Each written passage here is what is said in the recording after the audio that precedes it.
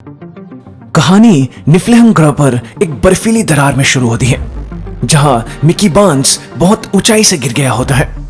उसका दोस्त टीमो उसे नहीं बचाता क्योंकि उसके मुताबिक मिकी के मरने के बाद उसका एक नया क्लोन आसानी से दोबारा से रिप्रिंट कर लिया जाएगा। तो फिर क्यों टीमो अपनी जान खतरे में डाले? अब तक मिकी को 16 बार रिप्रिंट कर लिया गया था। यह उसका 17वां क्लोन था। टीमो उसे वहीं मरने के लिए छोड़कर चला जाता है। तभी एक बड़ा सा जीव बर्फ की दीवार के पीछे से निकलता है और उसकी तरफ बढ़ने लगता है।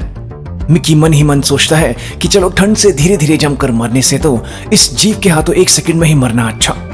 जिसके बाद वो जीव मिकी के ऊपर आकर उसे खाने के लिए अपना मुंह खोलता है। हालांकि मिकी कल फिर से जिंदा होने वाला था, पर उसे इस तरह बार बार मरना बिल्कुल पसंद नहीं था। इसके बाद मिकी अपनी कहानी सुनाते हुए बताता है कि वो कैसे इस स्थिति तक पहुंचा। पृथ्वी पर 4 साल पहले वो और टीमो लोन शार्क डैरियस के उधार को ना चुका पाने के कारण मारे जाने से बचने के लिए निफ्लहेम ग्रह पर जा रही स्पेस कॉलोनी को ज्वाइन कर लेते हैं, जिनका काम इस ग्रह पर इंसानी बस्ती को बसाने का था, क्योंकि पृथ्वी ग्रह की हालत खराब होती जा रही थी। इस कॉलोनी का संचालन केनेथ मार्शल कर रहे थे, जो एक प्रसिद्ध सेलिब्रिटी थे जिन्हें इस स्पेस टीम में बहुत सारे लोग पागलों की तरफ फॉलो करते थे। इस स्पेस कॉलोनी में टीमो पायलट बनने के लिए साइन अप करता है, जबकि मिकी एक्सपेंडेबल बन जाता है, जिन्हें खतरनाक और जानलेवा कामों को करना पड़ता था, जैसे कि स्पेस में काम करते हुए इंसानी शरीर पर कॉस्मिक रेडिएशंस के असर को टेस्ट करना हो, और या फिर निफ्लहेम ग्रह पर मौजूद जानलेवा वायरस के सैंपल्स इकट्ठा कर उसके वैक्सीन को बनाने के लिए होने वाले टेस्ट का सब्जेक्ट बनना हो। इस वैक्सीन को बनाने के लिए मिकी 12, 13, 14, 15 और 16 को मरना पड़ा था। तो इस तरह एक्सपेंडेबल्स बनने के कारण मिकी को बार बार मरना पड़ता था। हर बार मरने के बाद एक नया शरीर उसके लिए रिप्रिंट किया जाता था और उसकी सारी पुरानी मेमोरीज इस नए शरीर में डालती जाती थी। इस स्पेस कॉलोनी में अपने समय के दौरान मिकी की मुलाकात सिक्योरिटी एजेंट नशा से होती है, जिससे वो प्यार करने लगता है। स्पेस कॉलोनी में अपने 34 साल में मिकी 17 काई और जेनिफर के साथ निफ्लहेम ग्रह के छानबीन के मिशन पर शामिल होता है, जिस दौरान एक बर्फीले गुफा के अंदर इनका सामना क्रीपर्स नाम के जीव के छोटे बच्चों से होता है। जेनिफर इन पर गोलियां चलाती है, जिसके कारण बर्फ की छत उसके ऊपर गिर जाती है और वो मारी जाती है। मार्शल इस बात के लिए मिकी को बहुत खरी खोटी सुनाता है, क्योंकि एज एक्सपेंडेबल्स उसके वहां होते हुए उसने क्यों जेनिफर, जो कि एक हेल्थी फर्टाइल फीमेल थी, उसे खतरा मोल लेने दिया। मार्शल उसे इस मिशन पर अब अकेले ही जाने का आदेश देता है और इस जीव को पकड़कर लाने के लिए कहता है। और इसी मिशन के दौरान मिकी दरार में गिर गया था, जिसके बाद क्रीपर्स की माँ उसे खाने आई थी, लेकिन वो जीव असल में बुरे नहीं थे। उसे खाने के बजाय ये जीव अपनी पूंछ से और अपने बच्चों की मदद से उसे गुफा से बाहर निकालकर छोड़ देती है। जैसे तैसे मिकी 17 वापस शिप में अपने कमरे में पहुंचता है और ये देखकर दंग रह जाता है कि उसका एक गुस्सैल क्लोन मिकी 18 रिप्रिंट हो चुका था, क्योंकि शिप के लोगों ने मान लिया था कि मिकी 17 मर चुका है। मिकी 17 घबरा जाता है, क्योंकि इसका मतलब था कि अब उसके मल्टीपल्स हैं। मल्टीपल्स पर प्रतिबंध लगा दिया गया था, क्योंकि पृथ्वी पर एलन मनिकोवा नामक एक सीरियल किलर ने खुद के ढेर सारे मल्टीपल्स बनाने के लिए क्लोनिंग प्रिंटर का इस्तेमाल किया था, जिसकी मदद से वो बेघर लोगों का खून किया करता था। इस क्लोनिंग मशीन पर पृथ्वी पर तो प्रतिबंध लगा दिया गया था, लेकिन मार्शल इस टेक्नोलॉजी को बर्बाद न कर स्पेस मिशंस में इस्तेमाल करने की बात सरकार के सामने रखता है। हर स्पेस कॉलोनाइजेशन मिशन पर सिर्फ एक ही व्यक्ति एक्सपेंडेबल्स के रूप में रखा जाएगा, और अगर ये व्यक्ति अपनी मल्टीपल्स बनाता हुआ पकड़ा गया तो इस व्यक्ति के साथ इसके सभी मल्टीपल्स को मार दिया जाएगा। ये बात मिकी 18 भी जानता था, जिस कारण वो मिकी 17 को साइक्लर में डालकर मारने की भी कोशिश करता है, लेकिन वो ऐसा कर पाता उससे पहले ही टीमो वहां आ जाता है, जिस कारण इन दोनों को छुपना पड़ता है। क्योंकि दोस्ती के नाम पर टीमो ने मिकी को हमेशा धोखा दिया था और उसी के कारण उसे एक्सपेंडेबल्स भी बनना पड़ा था, मिकी 18 टीमो को मारने की कोशिश करने लगता है। मिकी 17 उसे रोकने की भी कोशिश करता है, लेकिन रोक नहीं पाता। मिकी 18 टीमो को बस मारने ही वाला होता है कि तभी वहां नशा आ जाती है, जिस कारण टीमो बच जाता है। वो मिकी के इस नए गुस्सैल बर्ताव को देख हैरान था, जिसके बाद मिकी 18 को नशा अपने साथ ले जाती है और उधर मिकी 17 को मार्शल के साथ डिनर पर बुलाया जाता है, जहां डिनर को काई भी ज्वाइन करती है। जिसे मार्शल के जेनिफर की मौत के लिए दुख व्यक्त करने के लिए बुलाया गया था। लेकिन यहाँ पर भी बेचारे मिकी 17 को एक एक्सपेरिमेंट के लिए ही बुलाया गया था, क्योंकि उसके खाने में मार्शल के प्रमुख साइंटिस्ट ने ग्रोथ हार्मोन मिला दिया था ताकि उसके साइड इफेक्ट्स को चेक कर सके, जिसके कारण मिकी की तबीयत बहुत खराब हो जाती है। काय उसे अपने रूम में आराम करने के लिए ले जाती है जब तक कि उसकी तबीयत ठीक ना हो। इस दौरान मिकी 17 और काय एक दूसरे को किस भी करने वाले होते हैं, लेकिन मिकी 17 खुद को रोक लेता है क्योंकि वो नशा से प्यार करता था। मिकी 17 ठीक होने के बाद अपने कमरे में वापस जाता है, जहां उसे पता चलता है कि नशा को पहले से ही मिकी के मल्टीपल्स की स्थिति के बारे में पता है और इस बात से वो बहुत खुश है कि वो अब एक साथ 2 मिकी के मजे ले सकती है। तभी कुछ समय बाद काय इनके कमरे में पहुंचती है, जहां वो इन तीनों को बिस्तर पर एक साथ देख लेती है। क्योंकि ये इलीगल था, वो इस बात की रिपोर्ट मार्शल को करने जाने लगती है। नशा उसे ऐसा ना करने के लिए कहती है। क्योंकि काय मिकी 17 को पसंद करती थी, इस बात की शिकायत ना करने के लिए काय नशा के सामने ये प्रस्ताव रखती है कि मिकी 17 उसका होगा और मिकी 18 नशा का। इस बात के लिए नशा बिल्कुल तैयार नहीं होती। उधर मिकी 18 को जब पता लगता है कि डिनर के बहाने कैसे मार्शल और उसके साइंटिस्ट्स ने मिकी 17 पर टेस्ट किए, वो आग बबूला हो जाता है और उसी पल मार्शल को गोली मारने के लिए चला जाता है। मिकी 17, नशा और किया भी उसे रोकने के लिए उसके पीछे दौड़ पड़ते हैं। उधर मार्शल निफ्लेहम ग्रह में मिली एक बड़ी चट्टान के साथ एक समारोह में होता है। जैसे भीड़ इकट्ठा होती है और इस चट्टान को तोड़ा जाता है, एक बेबी क्रीपर बाहर निकलता है, जिसे देखकर चारों तरफ भगदड़ मच जाती है। उसी पल मिकी 18 मार्शल पर गोली चला देता है। उसकी गोली मार्शल के गाल को छू कर जाती है।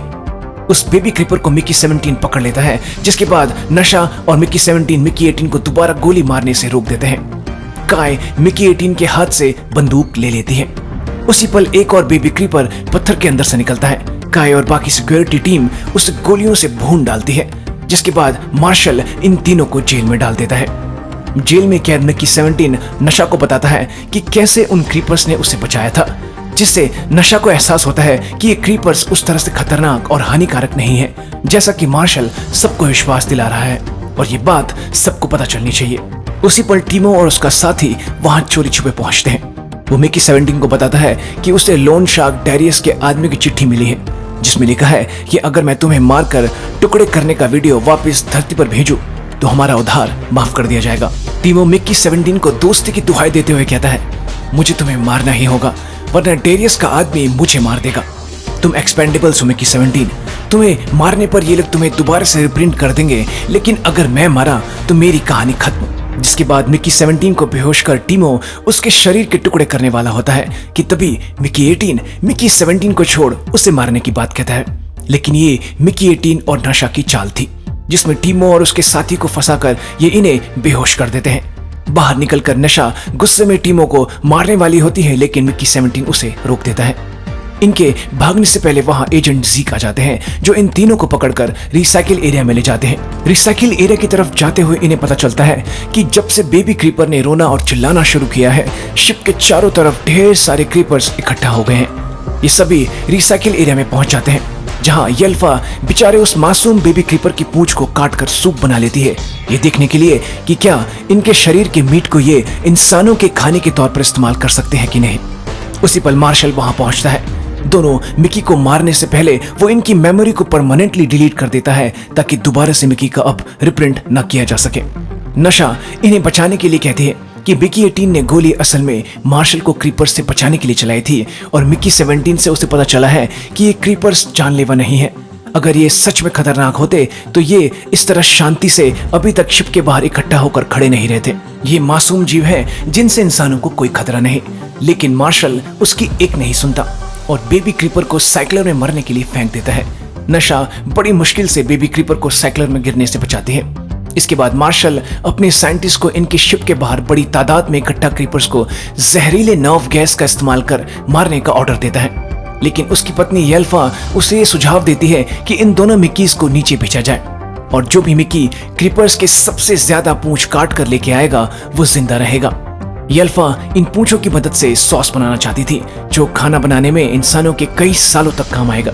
मार्शल को येल्फा का प्लान पसंद आता है, क्योंकि इन क्रीपर्स के पूंछों को काटने पर ये दर्द से चिल्लाएंगे जिसके कारण इस ग्रह के और क्रीपर्स यहाँ इकट्ठा हो जाएंगे, जिनको नर्व गैस से मारकर ये एक ही झटके में क्रीपर्स का सफाया कर सकते हैं। जिसके बाद दोनों मिकीज के शरीर पर बॉम्ब बांध दिया जाता है, जिसका कंट्रोल मार्शल के हाथ में था।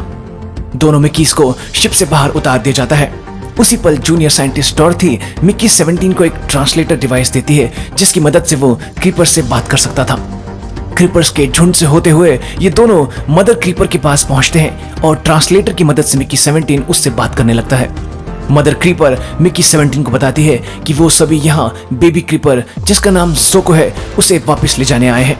वो जानते हैं कि इंसानों ने बेबी लुका को मार दिया है, इसलिए ये सभी न केवल जोको को वापस चाहते हैं, बल्कि इन सब की मांग है कि लुका की मौत के बदले एक इंसान को भी मार दिया जाए, अन्यथा ये पूरी मानवता को खत्म कर देंगे।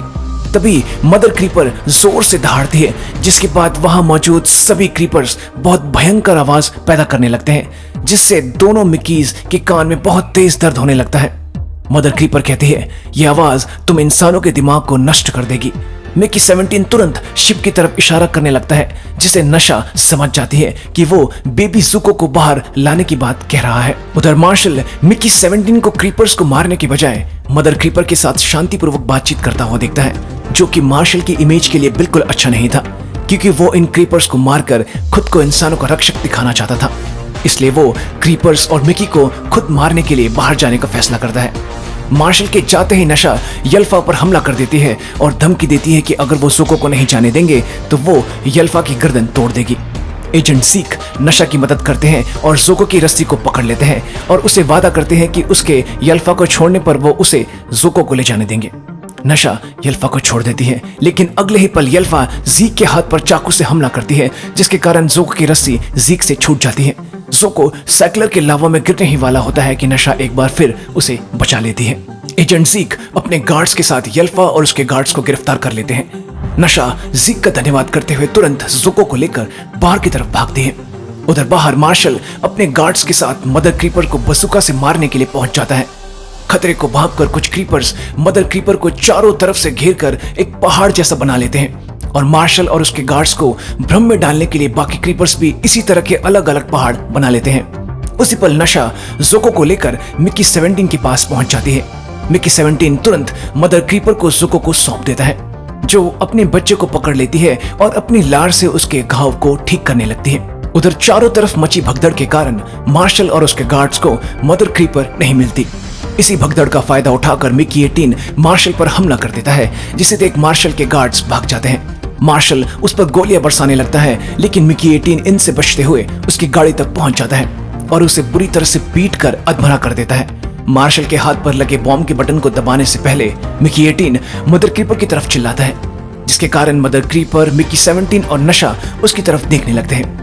अगले ही पल मिकी 18 बटन को दबा देता है, जिसके कारण एक जोरदार धमाका होता है। उसने खुद को और मार्शल को मारकर मदर क्रीपर की मांग को पूरा कर दिया था, जिसके बाद सारे क्रीपर्स वापस लौट जाते हैं। इस घटना के 6 महीने बाद नशा मार्शल की जगह कमेटी की हेड बन चुकी थी। यल्फा अपनी पति की मौत से पागल हो गई थी, जिसे इलाज के लिए मनोवैज्ञानिक वार्ड ले जाया गया था, जहां उसने अपनी कलाई काटकर खुद को मार डाला। टीमो, जो डेरियस को मिकी का वीडियो नहीं भेज पाया था, उसे डेरियस का आदमी मारने पहुंच जाता है, लेकिन जैसे तैसे उस आदमी से लड़कर टीमो उसे साइक्लर में फेंक देता है और बच जाता है। उधर मिकी 17 क्रीपर्स के बारे में जानने और वो कैसे रहते हैं उसे समझने के लिए साइंटिस्ट्स के साथ काम शुरू कर देता है। एक बार फिर से नशा और वो एक साथ थे।